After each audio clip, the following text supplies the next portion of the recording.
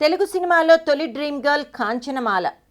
అయితే ఈ తరం యువతరానికి తెలియకపోవచ్చు, కానీ అంతటి అందగత్తె ఒక పిచ్చిదానిలా మారి తన కెరియర్ నాశనం చేసుకోవడానికి ఒక బడా నిర్మాత కారకుడని తెలిస్తే ఎవరికైనా హృదయం బగ్గుమంటుంది.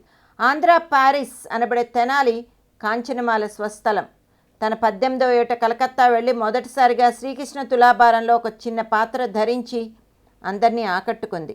అనంతరం వీరాభిమన్యు, గృహలక్ష్మి, మాలపిల్ల, వందే మాత్రం, మళ్ళీ పెళ్ళి మొదలైన చిత్రాలు కాంచనమాలను స్టార్ని చేశాయి. అప్పటికే ఆమెకు పెళ్ళయింది. భర్త ప్రోత్సాహంతోనే ఆమె సినిమాల్లో నటించింది. కాంచనమాల పేరు ప్రతిష్టలు విన్న జెమినీ అధినేత ఎస్ఎస్ వాసన్ ఆమెతో బాలనాగమ్మ చిత్రం తీసి ఘన విజయం సాధించారు. అయితే ఆ రోజుల్లోనే ఓ వివాదం చెలరేగింది. కాంచనమాల ఎవరితోనో మాటల సందర్భంలో జెమినీ వాసన్ గురించి పెడసరంగా కామెంట్ చేసిందట. ఆ మాటలు జెమినీ వాసన్కి చేరాయి.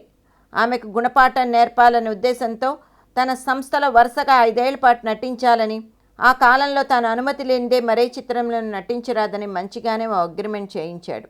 తనకు వరుసగా సినిమాలు ఉంటాయనే ఉద్దేశంతో కాంచనమాల కూడా అందుకు అంగీకరించింది.